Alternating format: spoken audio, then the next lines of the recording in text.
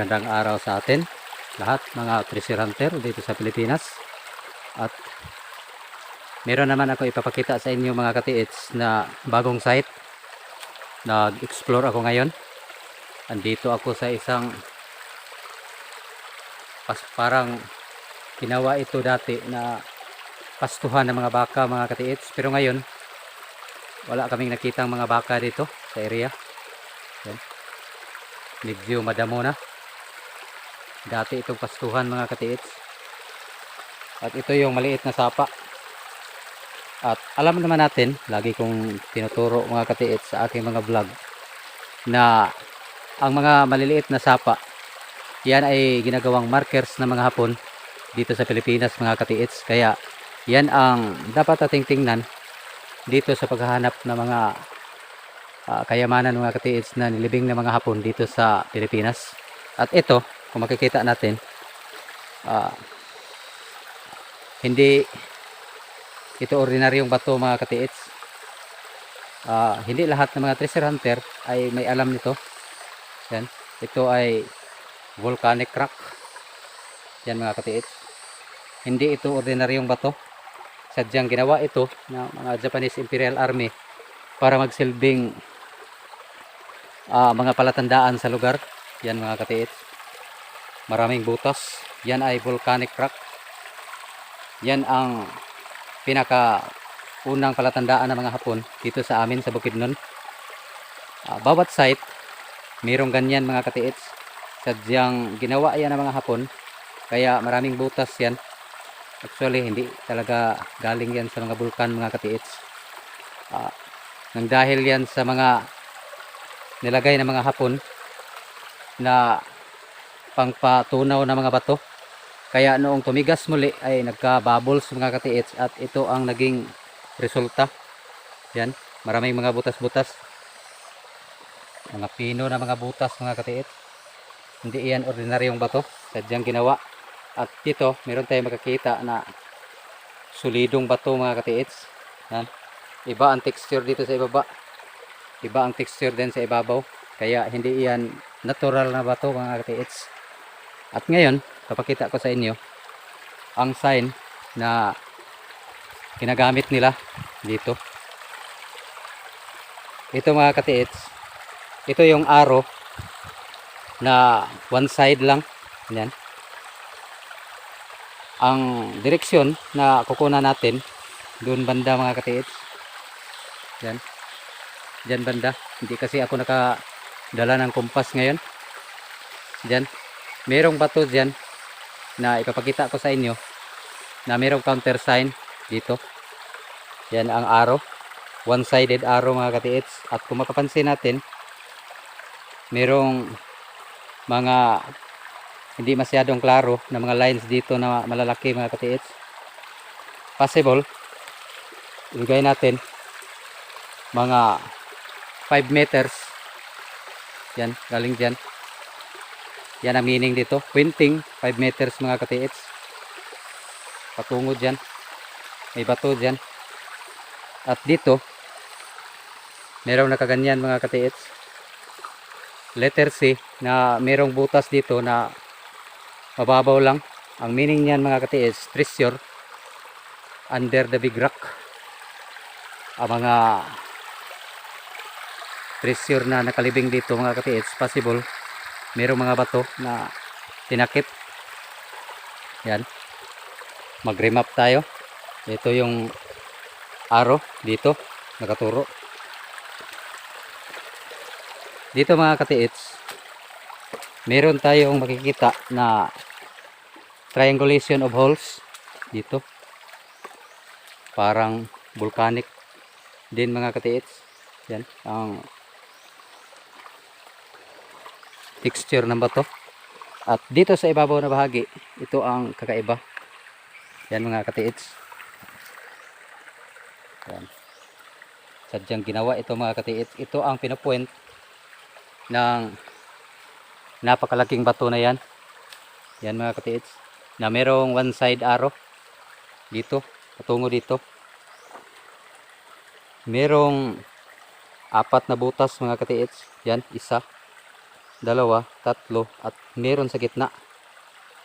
Sa ganitong klaseng sign mga katiits, kung malalaki ang mga hole, asahan natin na magkadikit ang mga bato na suriin natin,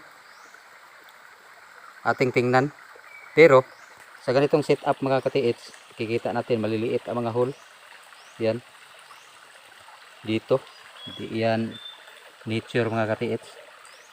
Merong drill hole dito sa gitna. Yan. Possible. Hindi ko pa ito matatawag na deposit mga katiits. Dahil medyo may kalakihan ang drill hole. Ito ay bato na nasa gitna ng tatlong bato din na naka-triangulation. Ito ang counter sign. Possible andito ang deposito mga katiits, tinakpan. Kaya hanapin natin ang tatlong bato na sinasabi ko dito mga katiits. Dito banda nagsurvey kami mga katiits, meron kaming nakikitang tatlong bato dyan. Kaya sa ganitong klaseng hole, hanapin natin ang magkahiwalay na bato. Pero kung malalaki ito mga katiits, asahan natin na magkadikit. Kung malalayo mga katiits, ganyan, baliktad kasi ang mga hapon. Kung malayo ang mga hole, gaganyan, nakadikit ang bato sa actual. Pero ito, dahil malapit ito mga katiits, hanapin natin ang triangulation ng mga bato na magkahiwalay.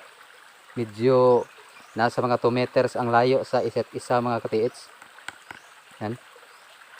Dito tayo banda sa south, ito mga katiits. Yan. Tansa ko lang, hindi kasi ako nakadala ng kumpas. At ito yung area na merong nakatriangulation ng mga bato mga katiits. Tingnan ninyo, isa, dalawa, at tatlo, malalaki mga katiits. Yan. Yan. At dito sa gilid lang mga katiits, naka-align ang tatlong bato na ito. Yan. Naka-align. Naka-straight line yan mga katiits. Pero ang tingnan natin, ang malalaking mga bato na naka-triangulation. Yan mga katiits. Explain ko sa inyo mamaya bakit merong naka-straight formation na tatlong bato. Yan. Dito mga katiits. Ito yung napakalaking bato. Mga ilang tons ito mga katiits. Diyan. Malaking bato yan mga katiits. Galing dito. Yan ang isa pang napakalaking bato. At dito. Yan. Triangulation. At ang meaning ng naka-triangulation na bato doon mga katiits ay nasa gitna. Ang isa pang bato dito. Dito mga katiits. Dito ang tamang dig spot na tinutukoy ng sign na yon. Doon banda. Dito ang tamang dig spot. Dito sa gitna mga katiits. Yan. Bawat layo ng bato mga katiits, dahil ang butas doon tag 1 inch mga katiits ang layo sa mga maliliit na butas. Kaya galing sa batong yan 1 meters dito sukat, at doon din sukat 1 meters, at ganun din sa batong ikatatlo dito sukat din dyan sa gitna tig 1 meters mga katiits. Yan ang paraan na gamitin ng mga treasure hunter, dahil ang butas ay meron din yung measurement kung gaano kalayo ang tamang dig spot. Tig 1 meters mga katiits galing sa tatlong bato dyan dito sa gitna. Dito ang tamang dig spot mga katiits, sa gitna ng naka-triangulation ng mga bato. Yan ang tingnan natin sa treasure hunting.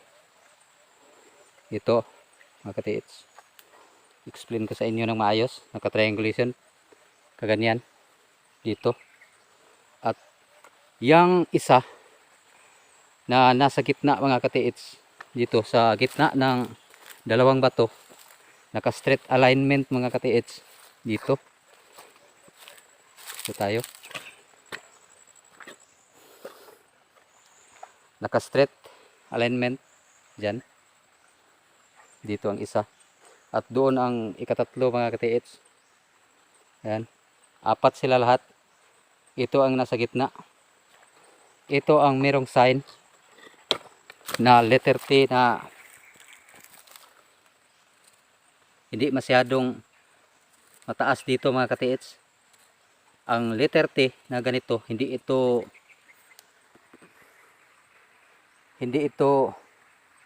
sign ng tunnel mga katiits. Ito ay nag-signify ng 3 bato. Dito ang isa, dito at dito. Yan, directional yan mga katiits, ng parang passageway sign, kaganyan. T, pero hindi nakaabot na dito mga katiits para makonsider natin na tunnel. Ito ay directional ng 3 bato na dito sa gitna ang tamang spot. Yan ang bantayan natin sa lohiko na pamamaraan mga katiits. At dito merong arrow dito mga katiits sa isang bato na para ding volcanic rock. Yan ang bantayan natin. Yan mga katiits, counter sign doon sa T. Yan mga katiits, hindi ito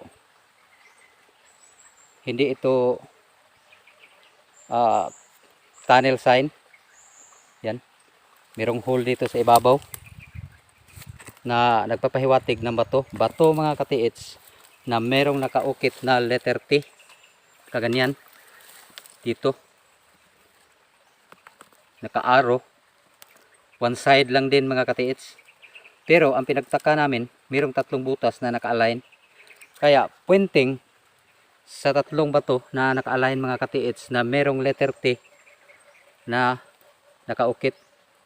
Bato mga katiits, bato ang meaning ng ganitong klase na sign. Hole meaning isa pang bato na mayroong counter sign na letter T na naka-straight alignment sa 3 ding bato. Bato din ang meaning sa mga butas na ito mga katiits. Yan ang dapat natin tandaan in logical reading mga katiits. Yan, one side arrow, point down, pero wala dyan mga katiits. Yan kaluhiko ang mga Hapon. Nandito, ito yun, 3 naka-straight align, at dito ang direksyon mga katiits. Ito yung sinasabi kong parang letter T dyan, merong slash dito, at dito para ding arrow mga katiits na nakapuent dito sa gitna. Hindi ito tansa-tansa mga katiits. Lagi kasing merong nagsabi sa akin na tansa-tansa lang ang pagbasang ito mga katiits. Nasa inyo na yan kung hindi kayo maniwala mga katiits. Yan, pakita ko sa inyo. 3 triangulation rocks. Ito yung pinaka main sign na nagtutukoy sa formation ng mga bato. 1, 2, 3. Yan mga katiits, 1, 2 at 3 dito. Triangulation mga katiits. Yan ang tinutukoy ng mga sign na ito. Kaya yan ang dapat nating tandaan. Makikita natin kung ang mga sign na nakaukit sa bato mga katiits, kung ito ay legit marker, meron yang tinatawag na combination of sign. Pero kung wala mga katiits, yan ay ginawa lang ng kalikasan or sa mga tao dito na walang magawa sa buhay. Yan, nakita na natin ang meaning ng sign na yan. Sana maunawaan ninyo ang lahat ng aking sinasabi mga katiits, at naway magbibigay ito ng kaunting aral sa lahat ng mga treasure hunter dito sa Pilipinas, dahil itong channel ko ay pagbabago sa pananaw ng ibang mga treasure hunter na naging frustrated na sa paghahanap ng Yamashita treasure dito sa Pilipinas. Yan mga katiits, ito yun, yan ang mga sign. At dito meron pa akong ipapakita sa inyo mga katiits. Dito banda sa may arrow, yan, dito. Meron pa tayong makikitang isa pang triangulation. Yan mga katiits. Ito yung arrow. Kaganyan. One side arrow. Dito, merong butas tatlo mga katiits. Yan. Na nag-direksyon dito banda. Dito. Dito ang direksyon ng mga butas mga katiits. Merong naghukay dito na mga treasure hunter na mababaw lang. Kaya yung tinuro ko na doon sa tatlong bato, yun ay mga big deposit mga katiits, at nakuha nila ang small deposit or giveaways dito mga katiits. Yan na ang dapat natin tandaan. Kung merong big deposit, meron ding small deposit. Tingnan ninyo mga katiits. Yan. Naka-triangulation. Tatlong bato. Ito ang giveaways na nakuha ng mga treasure hunter mga katiits. Yan ang mga bato mga katiits. Malalapad. Naka-triangulation. Yan. Nakuha nila dito. Sa gitna nila nakuha mga katiits. At ang tiningnan nila na sign mga katiits, ito directional na butas, at itong lines mga katiits na merong drill hole.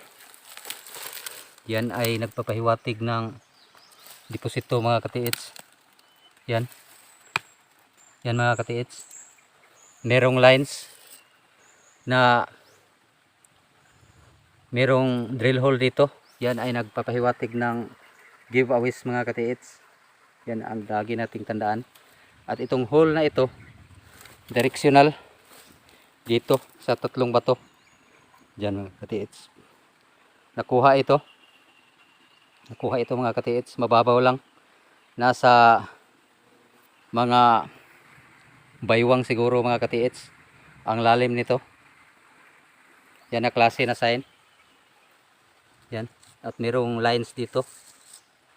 At merong maliliit na drill hole dito. Yan ang dapat natin tandaan. Yan ay nagtutukoy ng exact spot ng giveaways. Maraming salamat sa panonood at pagtitiwala ninyo dito sa channel ko. Sana maintindihan ninyo lahat ang aking sinasabi mga katiits. At naway magbibigay ito ng kaunting aral sa ating lahat. Yan lang po. Maraming salamat. God bless always sa atin at ingat lagi.